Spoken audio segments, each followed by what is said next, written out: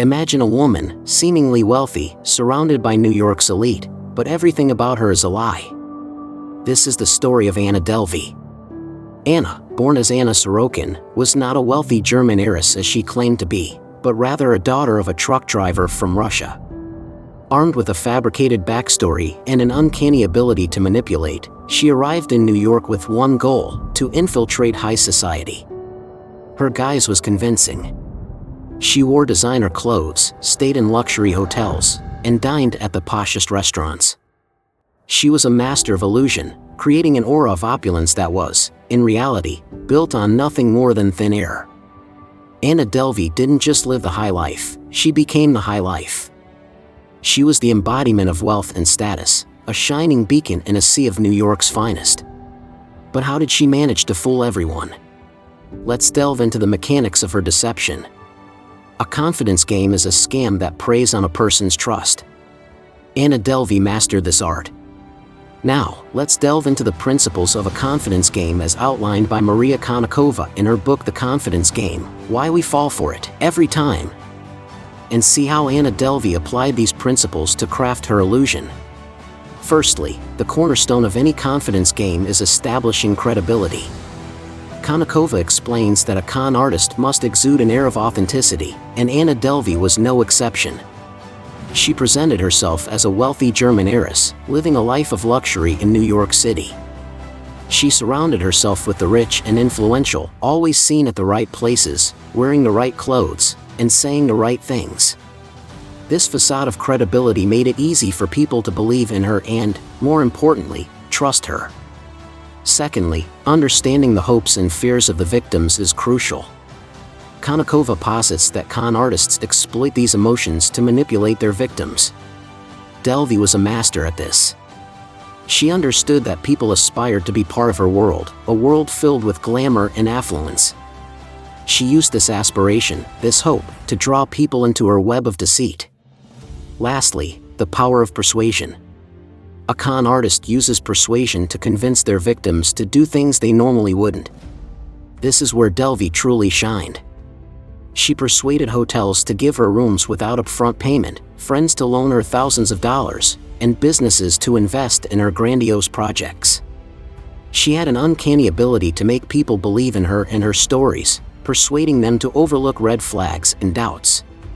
In conclusion, Anna Delvey employed these principles with uncanny precision. She built a credible persona, exploited people's hopes and fears, and used her power of persuasion to maintain her illusion. As we will see in the next scenes, her mastery of the confidence game was both impressive and chilling. So how exactly did Anna Delvey apply these principles in her everyday life? To truly understand, we need to delve into the instances where Anna demonstrated these principles with uncanny precision. Let's first look at how she established credibility. Anna Delvey, born Anna Sorokin, meticulously crafted her identity as a wealthy German heiress. She adopted an accent, boasted of her family's antique business, and lived a life of extravagance. Every detail she presented served to fortify her credibility. You see, in the world of the confidence game, credibility is the bedrock of deception. It's not about lying blatantly, but about weaving a tapestry of half-truths, innuendos, and distortions that make the deception seem real. Anna's strategic adoption of a persona that was both believable and aspirational was the first step in her confidence game. The next principle she leveraged was exploiting people's hopes and fears. Anna's persona was a perfect embodiment of the American dream: a self-made millionaire, a jet-setter, a woman of the world. She capitalized on people's inherent desire for wealth and status, their hope to be part of the elite. She offered them a slice of her world, and in doing so, exploited their hopes. But it wasn't just about hopes. Anna also exploited fears. She created a sense of urgency around her plans, making people feel that if they didn't invest in her, if they didn't trust her, they would miss out on a once-in-a-lifetime opportunity. Fear of missing out, or FOMO as it's colloquially known, is a powerful motivator, and Anna used it to her advantage. Finally, let's talk about persuasion.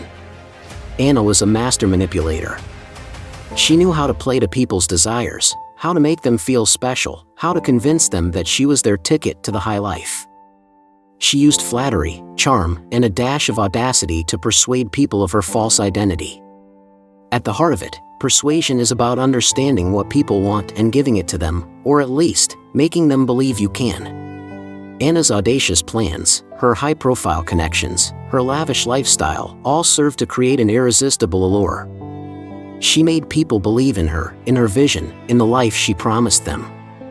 And that's the essence of the confidence game, making the mark believe not just in the con artist, but in the dream they're selling. And just like that, Anna Delvey had New York's elite eating out of the palm of her hand. But like all confidence games, Anna's too had an expiration date. No matter how well constructed, a house of cards is destined to collapse. Anna Delvey's grand deception was no exception to this rule. The seeds of her downfall were sown in her very successes, as each new lie necessitated a dozen more to keep the illusion alive. The first cracks in the facade appeared when she began to default on her promises. She'd been playing the part of a wealthy heiress with aplomb, but when it came time to foot the bill for her extravagant lifestyle, she was found wanting. Checks bounced, invoices went unpaid, and slowly but surely, her creditors began to close in. Simultaneously, her social circle began to question the discrepancies in her backstory. Anna Delvey, the German heiress, was nowhere to be found in any public records. The family fortune she claimed to have was non-existent, her supposed trust fund, a myth. Doubts began to creep in, and whispers of suspicion turned into open accusations. But the final nail in the coffin was a failed loan application. Seeking $22 million to fund a lavish art club, Anna submitted forged documents and false references. When the bank launched an investigation, they discovered a web of deceit. The woman who claimed to be an heiress was, in fact, Anna Sorokin, a Russian immigrant from a middle-class family. The game was up. Her arrest in October 2018 marked the end of Anna Delvey's dramatic masquerade. She was charged with grand larceny and theft of services, and accused of swindling her victims out of hundreds of thousands of dollars. In the world of confidence games, Anna Delvey was a master. She understood that belief is a powerful tool, and she wielded it with skill.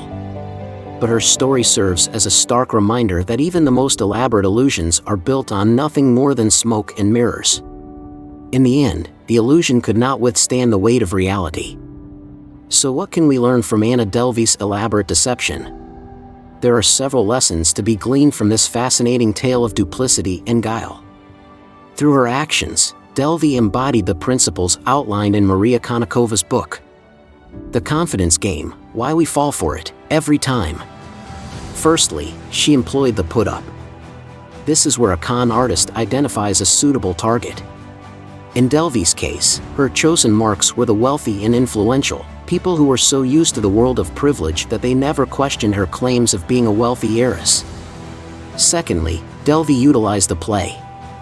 She enacted her role with such conviction that she not only convinced others of her fabricated identity but at times, even seemed to believe it herself.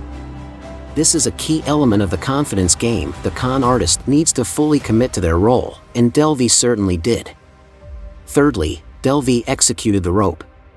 She offered her targets something irresistible, a glimpse into a world of wealth and extravagance. Once they were hooked, they were more likely to overlook any inconsistencies in her story. The fourth principle at play was the tale. Delvey's story was so compelling, so alluring, that those around her wanted to believe it. This is a powerful psychological tool. We are more likely to believe a story that we want to be true. Lastly, Delvey employed the breakdown. When suspicions arose, she would double down, using indignation and outrage to make her accusers feel guilty for questioning her. These tactics serve as a stark reminder of the dangers of blind trust and the importance of critical thinking. We must remember to question, to scrutinize, and not to take everything at face value. For it is in our desire to believe in the extraordinary that we often overlook the ordinary truth. As we marvel at Anna Delvey's audacity, we must also ask ourselves, would we have fallen for her scheme? Share your thoughts in the comments below.